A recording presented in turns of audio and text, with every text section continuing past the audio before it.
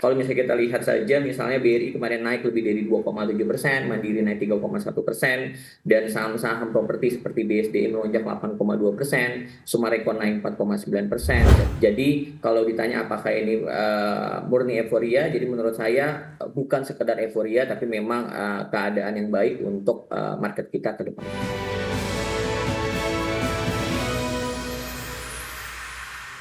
Ya, selanjutnya pemirsa kita ulas terkait dengan kondisi market terkini beserta proyeksi indeks harga saham gabungan dan sudah tersambung bersama Hendra Wardana, founder Republik Investor. Mas Hendra, terima kasih banyak sudah bergabung di Market Buzz hari ini. Sehat ya, Mas?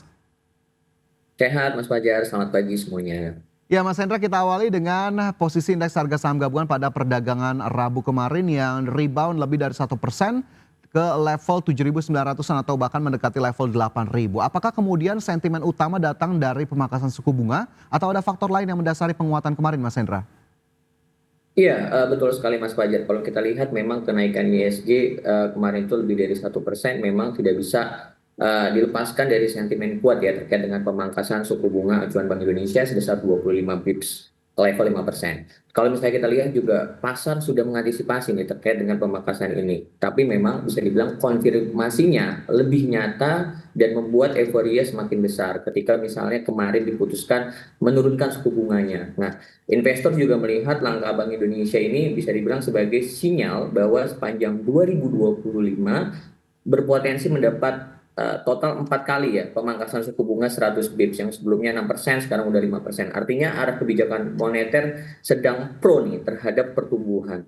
Dan itu juga kita bisa sama-sama lihat kemarin langsung disambut positif oleh pasar saham. Dan kalau kita lihat detail penguatannya juga tidak hanya euforia aja, tapi juga ditopang faktor-faktor fundamental, terutama kalau misalnya kita lihat saham-saham sektor keuangan dan properti bisa dibilang kemarin naik sangat signifikan, yang kita sama-sama tahu bahwa sektor keuangan dan sektor properti ini yang paling sensitif ketika misalnya suku bunga dinaikkan atau diturunkan. Kalau misalnya kita lihat saja, misalnya BRI kemarin naik lebih dari 2,7%, Mandiri naik 3,1%, dan saham-saham properti seperti BSDI melonjak 8,2%, Sumarekon naik 4,9%, dan kalau misalnya kita lihat IDX Finance-nya atau di indeks keuangannya naik 1,1% dan properti naik 2,5%. Jadi kalau ditanya apakah ini murni euforia, jadi menurut saya bukan sekedar euforia, tapi memang keadaan yang baik untuk market kita ke depan.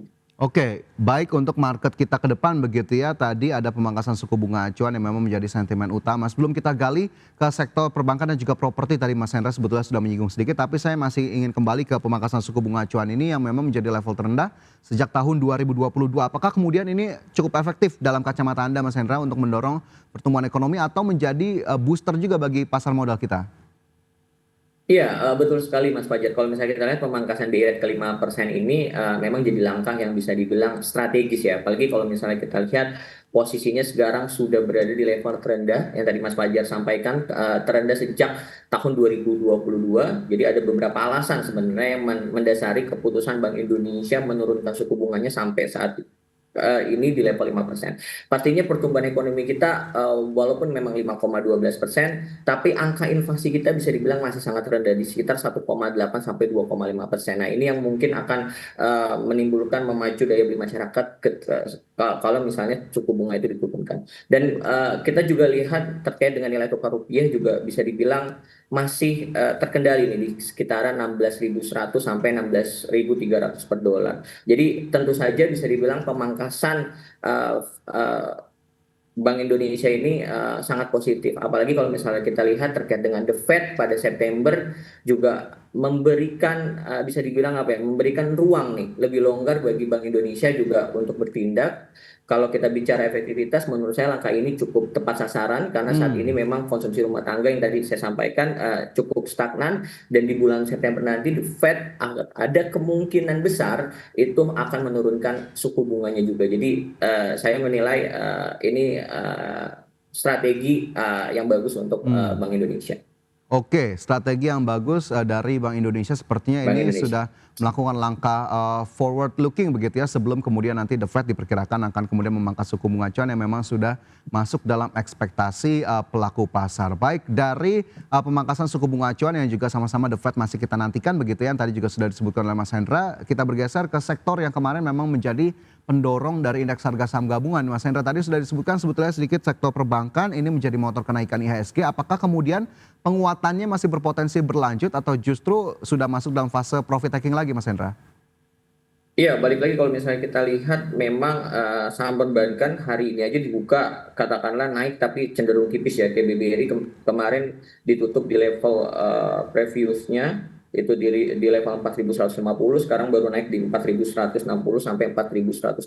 Apakah ada potensi koreksi, pertanyaannya seperti itu ya. Kalau misalnya kita lihat memang sebenarnya BBRI sudah mulai justru baru mulai untuk breakout. Jadi sebenarnya menarik untuk dicermati. Dan kalau misalnya kita lihat secara keseluruhan saham perbankan memang menjadi motor utama ya untuk penguatan IHSG kemarin, terutama kalau misalnya kita lihat juga kondisi asing juga cukup signifikan. Kalau misalnya kita lihat kemarin Bank Mandiri asing mencatatkan net buy sebesar 333 miliar, BRI naik sebesar 302 miliar. Jadi arus dana asing ini bisa dibilang membuat sektor perbankan menjadi penopang utama untuk indeks. Tapi kalau misalnya ditanya apakah ada kemungkinan untuk koreksi, mungkin saja, tapi saya melihat beberapa saham untuk swing trade seperti BRI dan Mandiri masih bisa menjadi pilihan untuk para pelaku pasar.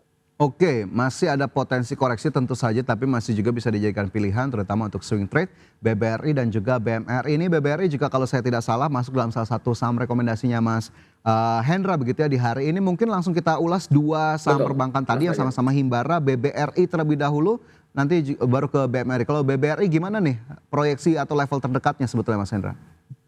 Iya, BBRI kalau misalnya kita lihat masih menarik ya untuk dibeli di level katakanlah 4.130 sampai 4.150 dengan katakanlah take profit pertama untuk BBRI itu ada di level 4.280 dan take profit kedua di level 4.460. Karena kalau misalnya kita lihat memang dia sudah mulai breakout dari resist trend line-nya di level 4.090 dan MACD juga bergerak bullish di area positif 4.090. Jadi ketika misalnya BBRI masih kuat di level 4.090, menarik untuk dicermati atau dikoleksi untuk saham BBRI. Menarik untuk dicermati jika tadi levelnya 4.090-an begitu ya, ini bisa dicatat juga pemirsa. Sementara satu saham perbankan lainnya juga Himbara, ada BMRI di sana yang tadi sudah juga sempat disebutkan. Ini di level 4.910 saat ini atau masih terlihat ada koreksi-koreksi tipis di pembukaan perdagangan. BMRI kemana dan bagaimana kemudian strategi yang bisa kita lakukan? Iya, sebenarnya kalau misalnya kita lihat memang kondisi dari Mandiri kemarin sempat naik lebih dari 3% ya. Kalau misalnya kita lihat memang ada potensi untuk Mandiri sebenarnya kalau misalnya balik lagi terkait dengan risk profile dari masing-masing investor seperti apa.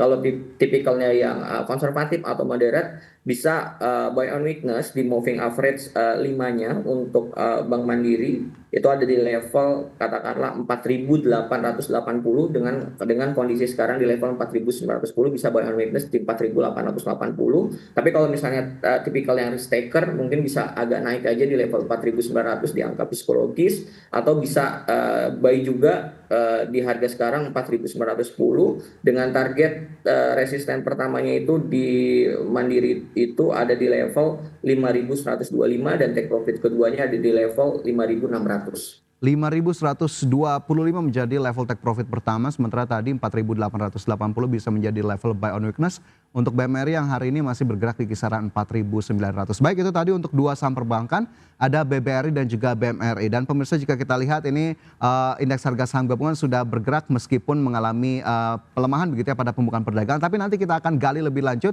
bersama dengan Mas Hendra. Tapi kita harus jeda terlebih dahulu pemirsa, Market Buzz segera kembali.